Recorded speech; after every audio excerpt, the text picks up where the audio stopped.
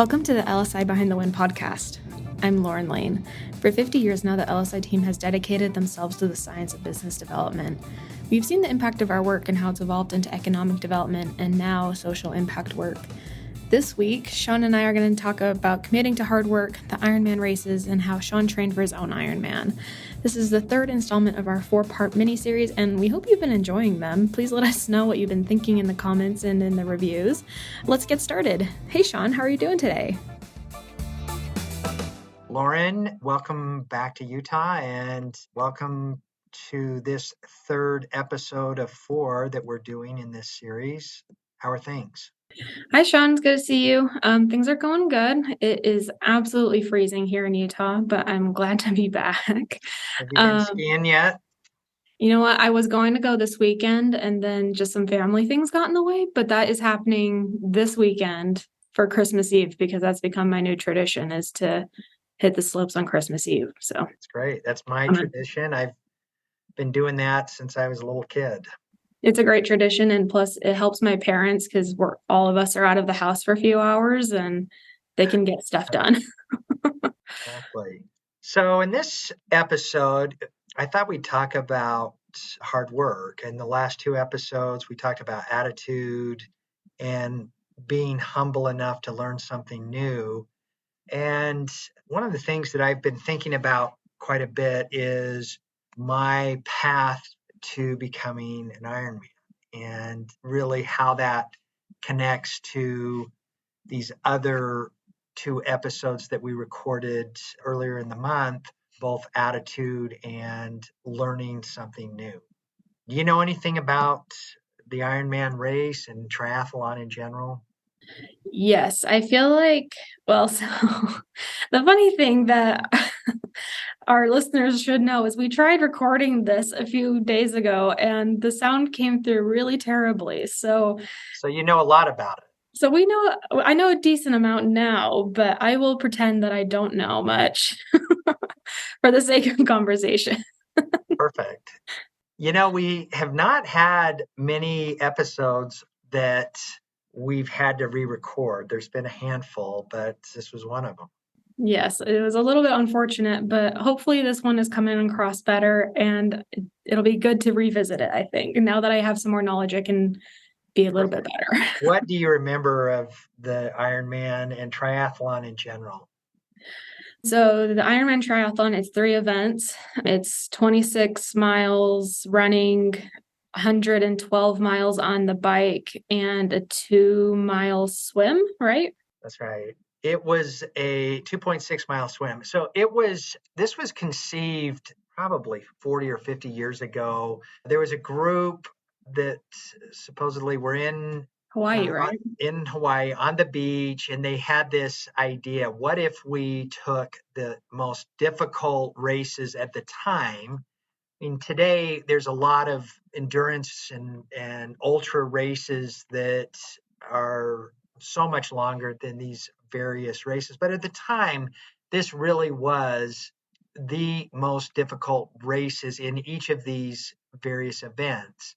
2.6-mile ocean swim, a 112-mile bike ride, and then a marathon, 26.2-mile run. And I was first exposed to the Ironman, like a lot of people. I remember as a kid watching Julie Moss complete the Ironman. It's become such a iconic, even though that was now 40 years ago, it really still is such an iconic moment in the Ironman competition. And I sent you the video and you watched it, right? You watched the YouTube video of Julie Moss. Yes. So if you have not seen this, to give you some idea of what this looks like, there is a cutoff at midnight. And right before midnight, Julie Moss was so fatigued. She was trying to finish her marathon part of the race, and she stumbles and she crawls across the finish line. And it was just so emotional to see that. Even now, when I look at that clip of Julie Moss, who was not a professional athlete, she was an age grouper and so determined to finish. And it just, I think was really illustrative of the whole Ironman experience and what this is about. So I had always had this idea that maybe sometime in my life I would complete an Ironman, even when I was a kid. But really, the thing that was holding me back was I didn't know how to swim. Which is crazy to me when you tell me that, because you seem like a person who would have been swimming at like a very young age. So I could doggy paddle. I was around the lakes and I had been in the ocean a lot, but I did not know how to swim. I really did not. I had owned boats and had been in boats my whole life, but most of the time I was in a life vest so I was never afraid of the water, but just did not have any formal training in swimming. So a little bit of my background was I grew up mostly skiing. I mean that as most people know, and maybe we'll talk about skiing in our next episode, but as most people know, I've always been a skier.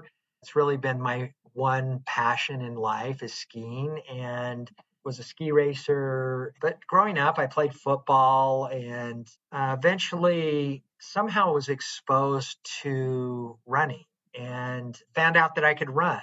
A lot of my coaches would say to me, just, stay in shape over the summer and the spring. And if, I started out running the 400 in track, and then I eventually went to cross country, and then decided I was going to run a marathon, and ended up running over 30 marathons in my college. And I think I even ran my first marathon when I was still in high school. And at the time, the marathon, I mean, it really was a big deal. There wasn't a lot of people completing marathons at that time. It was, I mean, now it seems like, there's every marathon. It's actually a lottery to get into these marathons because they've got more runners than these courses can handle in a lot of cases. So it's become a lottery. But when I started running marathons, there was a handful of people that ran a marathon, and it was a big deal. Found that I had this ability to run long distances, and that I just had a natural endurance that I didn't know that I had. I could just overcome a lot of pain. I was running a sub 3 hour marathon when I was in college, which today not a big deal, but then it wasn't enough to get me on the podium, but it was competitive. That was a strong marathon race, sub 3 hour marathon race. I also, growing up, had an interest in motocross and raced 400 motocross for a while till I got hurt. And then I moved to mountain biking and was very competitive in mountain biking. I was Norba champion. I remember that, for a lot of years that we had the Norba championship was held in Deer Valley, which still is a great venue for mountain biking, but the National Off-Road Biking Association, NORBA, at the time, which I don't think even exists anymore, was, I was racing in that and was fairly competitive in mountain biking, which I didn't really understand. I didn't know that I had that ability either. So I had a foundation for running and biking, although I'd never been on a road bike. I'd always been on mountain biking, which was new at the time. Was it a hard transition to go from motocross to road bikes? It was, what was interesting is that I'd never been on a road bike. People might find this interesting, but I was quite afraid to be on a road bike around cars. I'd never ridden in traffic. And actually, while I was training for my first Ironman race, I was hit by a car. I was on this busy street, and a car was making a left hand turn into a parking lot. I was in the bike lane, and this car hit me just perpendicular. I went up and over the top of the car. Luckily, was not seriously injured. I had road rash and a lot of bruising, but lived. And My gosh. I mean, I was clipped into my pedals, and this car hit me going, I was going probably 30 miles an hour. This car was not maybe going under 10 miles an hour, pulling from the left turn lane into a parking lot. And I was in this bike lane and he wasn't looking at me and hit me. So that was interesting. But I was actually very apprehensive about biking on the road initially because I was so used to mountain biking. I didn't have to worry. I was really only having to focus on the trail and not having to focus on being hit by a car, changing lanes and being hit in traffic. Yeah, that'd be concerning. So after I finished college, like I said, I'd completed. By the time I was early in my career, I'd completed 50 marathons, and You get the time to do all of these marathons. so part of it was kind of my release, and I I mean, the reality is I just needed something to keep my mind occupied and keep me in shape during the summer and after ski season. It really was always about skiing. It was, if I kept running, I would keep my aerobic base and keep my leg strength so that it wouldn't be as hard when ski season started for me to get back into ski shape. I guess everything does come back to skiing. Everything comes back to skiing for me. And when I was on this circuit, I was doing a lot of every weekend, and it was kind of a vacation for me too.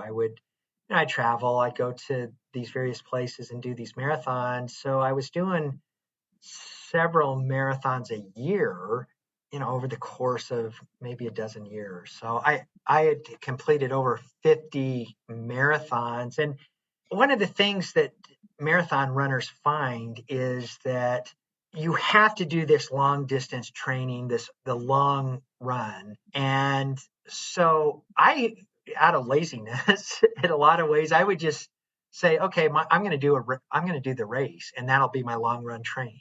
Oh my gosh. And then I was losing all of my toenails and always had blisters on my feet. And I think between football, obviously skiing, and marathon, I really had really ruined my knees. Like in my early 20s, I had an orthopedic surgeon say to me, by the time you're 40, you're not going to be able to walk. You're going to need knee replacements. And I had scheduled to go in to do this knee surgery, and then I just at the last minute I said no, I'm not going to do it. At least I can still ski fairly competitively. How are your knees doing now? So then a few years ago, I got to the point where I was barely able to walk. Sean. I had my knees looked at by this friend of mine who's an orthopedic surgeon, and he said, here's the story. You need 2 total knee replacements, but just, we'll do that when you can't walk. So I said, great. When I can't walk, I'll come back and see you. But I put it off just because I can still ski and bike and do the things that I'm passionate about. And when that happens, I just felt like I could not take the risk. I know what I'm working with now in my. You can't risk ski season for I can't risk next year. I can't risk it. But also during this time, I really, some of the legends of triathlon and especially Ironman, Dave Scott, Mark Allen, they were my heroes, who I actually got to meet when I started competing. But I just decided that in my early 30s that I was going to complete an Ironman. We were in the middle of the recession. We'd gone through a lot of challenges with the business, and I can remember thinking I really longed for these endurance races, and and I'm an endorphin junkie too. I love this runner's high. I get that at about mile 30 in a run. So I can remember I could barely get off the couch. And I said to Catherine one day, I'm going to complete a triathlon. I'm going to do an Ironman. And I can remember her saying, you can barely walk. I really had not been on a bike for years, never been on a road bike, and I couldn't swim. I put together a training schedule, and I remember the first time that I decided, okay, I'm going to go out and start running. I could barely get to the end of my block. I mean, that's how bad it was. And I was and at that time I was working 15 to 20-hour days. I was billing over 300 hours personally myself. I was billing 300 hours a month in client support. And I just decided I remember it was in November, and I just signed up for an Ironman race that was in May. It was in the first week of May. And I was going to take that time in going into the new year and commit to this. And so I bought a road bike, and I can remember it was tough during that winter because it was a terrible winter. It was so much snow. So I did a lot of training on a trainer. I have this trainer for my bike that I would put the bike on these rollers and train it in my house when I couldn't be outside. But anytime the road was clear, I would be on my bike trying to run. And then I still had this problem with swimming. I could not swim. I could not swim, but I started swimming in a pool. I got to the point where I could do a few laps without freaking out. And like I said, I just decided I was going to commit to this over the course of 6 months. And I worked out every day. I had an assistant that was so good. She was really fantastic in helping me to carve out time during the day and blocks of time on the weekend where I could commit to this. And it was so difficult. And then, of course, I didn't know anybody that had completed an Ironman. I didn't have somebody that I could go to and say, what kind of advice do you have for me? I just thought, okay, it's just going to be a long day of racing. I remember in May that I felt like I was really ready for this triathlon, and I had put in the time, I thought, but just like some obvious things looking back on it, I'd never been in open water. Your So, I first mean, one. would you think that would be something?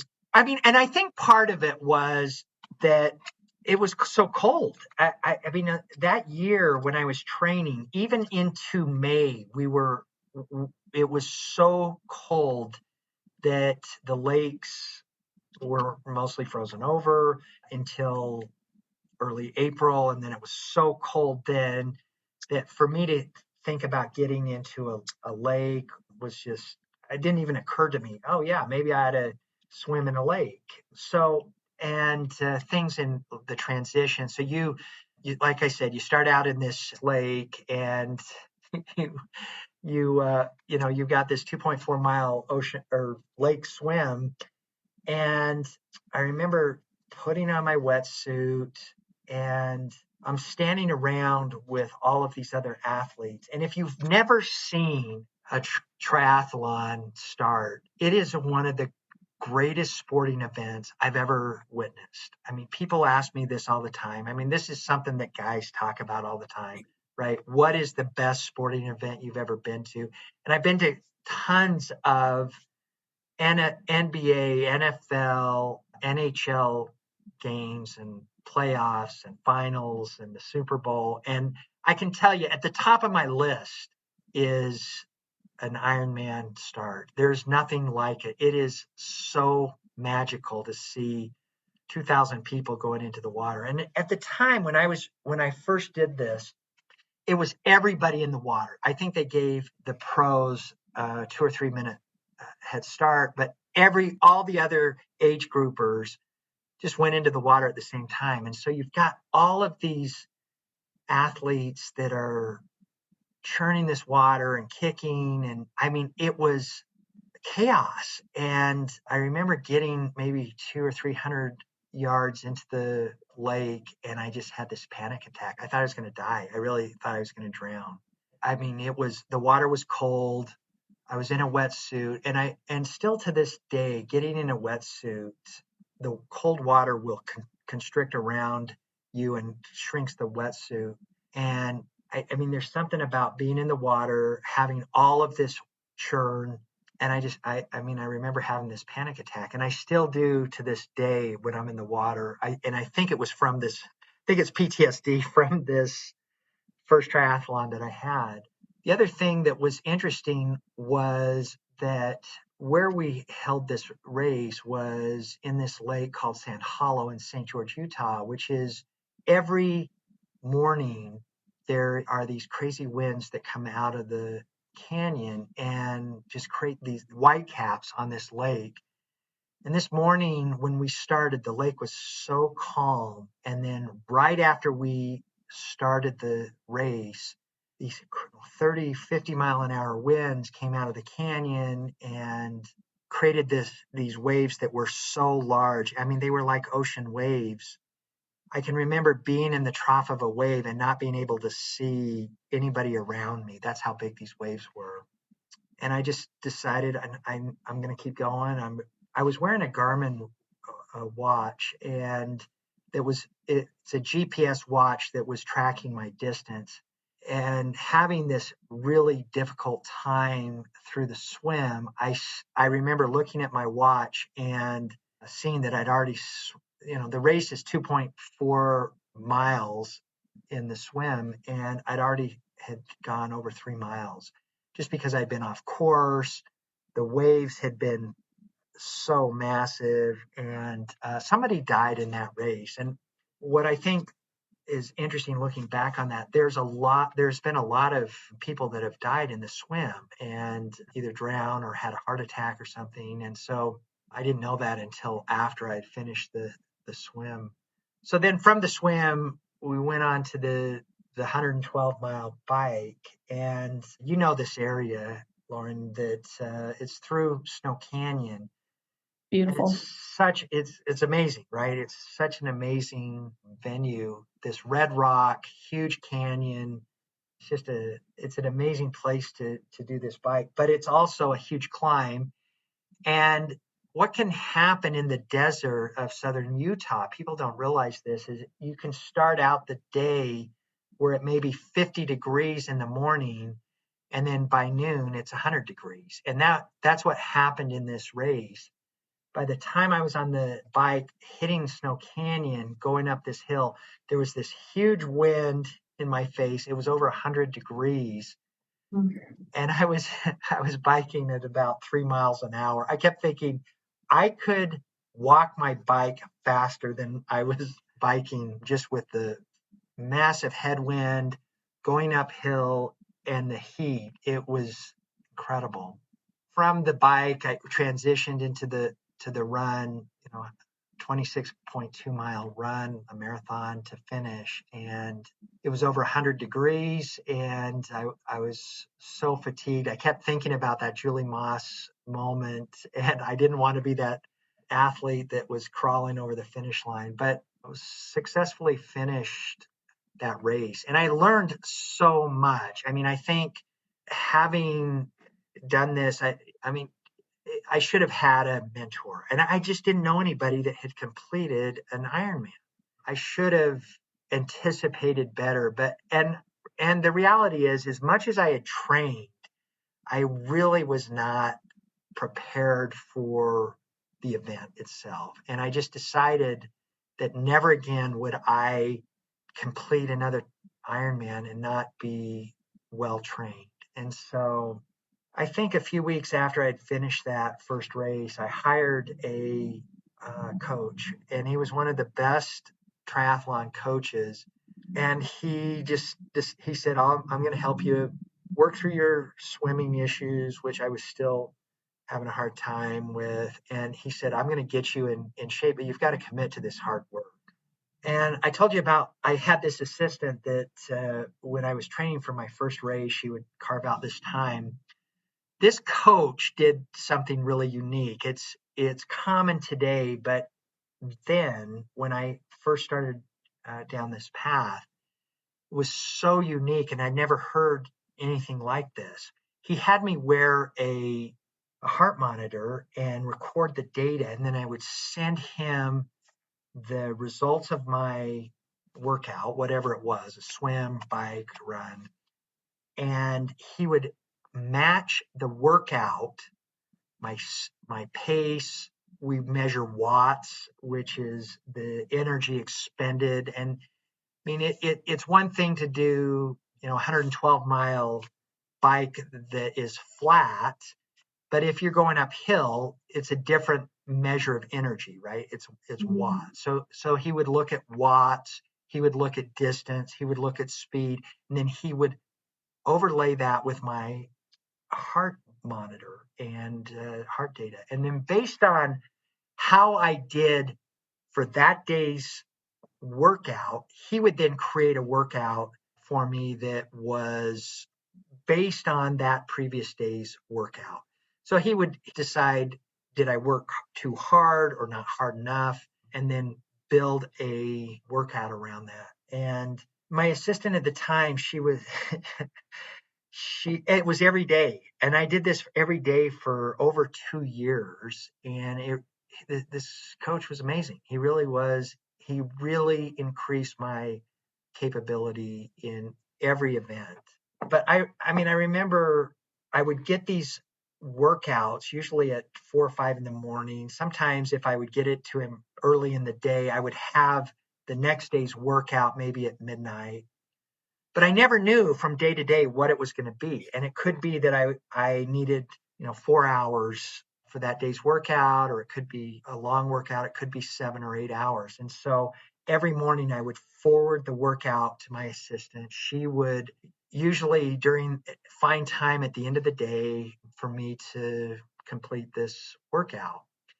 I was traveling every week. So wherever I was, she would find these like 24-hour gyms where I could go in and run on the treadmill. Or a lot of times she would find, I would ship my bike wherever I was going, and I would, I'd bike, or she would find me somewhere where I could rent a bike. The worst was swimming. So she would, she would always find me these 24-hour pools. And usually it was in a bad part of the town. I remember landing in Atlanta one time, and I mean, I got into Atlanta like at, I don't know, like 11 o'clock at night, and she had booked me this time at a 24-hour pool. I got to the pool about midnight, and it was like the worst part of Atlanta. It was horrible. I was more afraid to drive to this part of Atlanta than doing the workout. But I learned so much about this commitment, and I knew that every workout there was going to be pain, and that I just anticipated that as part of this hard work, and with this idea at the end that I was going to be better for it, and that I was never going to show up to a race unprepared. It taught me a lot about planning, scheduling my time, and making sure that I put the time in, and that when I showed up for my next race, that I was prepared. I went on to complete over 50 triathlons. Many of them were Ironman races, and had this amazing run of where I can remember not being able to get to the end of my block, to where I was doing multiple Ironman and triathlons a year, and became really adept at this skill. And it wasn't, I mean, the other thing that was interesting was it wasn't just I'm going to be a runner or I'm going to be a biker. It was 3 events that I had to focus on and be good at, really improve my skills in these 3 events, and think about changing from swim to bike to run. I heard one of our executives not too long ago tell me this job is such hard work. And, I've got these challenges. I've got challenges with my team. I've got challenges with the client. I've got challenges with, whatever. And I said to her, this is your job. This is what you were hired to do, is this hard work. And that you need to prepare for it. You need to prepare for the pain of this, right? That it's not going to be always easy. And you need to be prepared and anticipate this pain when it happens. Be prepared for it. Be prepared for each day, each week, each month, each quarter. And a lot of the work that I did training for these triathlons taught me about endurance, anticipating and enduring pain, putting in the hard work up front so that when I showed up for the race, I was well prepared, and then learning from what went well and what didn't go well in the event itself and building on that. And that's really what we try to instill in our team, and building upon successes and learning from the challenges that have happened over the course of an engagement or the course of a project, whatever. So what are your thoughts on all of that? On my TED Talk. I think they're great thoughts. I feel like the concept of hard work is something that I have had to familiarize myself with a lot of my life. And especially here at LSI, every day presents a unique challenge and a unique opportunity. But, there's no other way I'd rather have it. But, every day is the opportunity to try something hard and do something hard. And we talked about this last time, but I feel like it's still relevant. The movie A League of Their Own, there's no crying in baseball. No crying in baseball. He has a great line where he says, if it was hard, everyone would do it, but the hard is what makes it great. And I feel like I truly can attest to that the hardest things that I've done in my life have usually been the most rewarding and most soul building, I guess. It just has forced me to become a better person and a better individual overall. And I think applies to you and your Ironman training. I think it made you a better leader. It made you a better person because you learned a lot that way.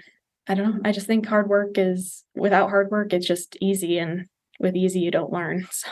And it is humbling. I mean, I can tell you that there were a lot of those races that at midnight, close to midnight, and I've putting all of my attention and effort to complete the race before the cutoff.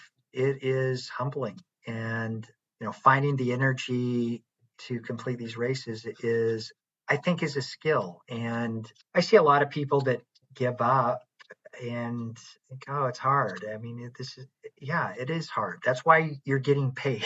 That is your job, because it's going to be hard, right? Yeah, exactly. Well, this was a lot of fun, Lauren. I'm having fun with these various episodes. So we've got one more before the end of the year and look forward to recording that. I've got some fun stories to share with you on our last of these 4 episodes of attitude, learning new things, hard work. And what I'd like to talk about in our next episode is objectives and achieving goals. And I think it's relevant for us going into the new year at the end of this year. I agree. I think I'm excited to hear some stories, and I think I have 1 or 2 that I can pitch in as well. Can't wait. All right. Thanks, Lauren. All right. Thanks, Sean. I'll see you for the next episode. See you later. Bye.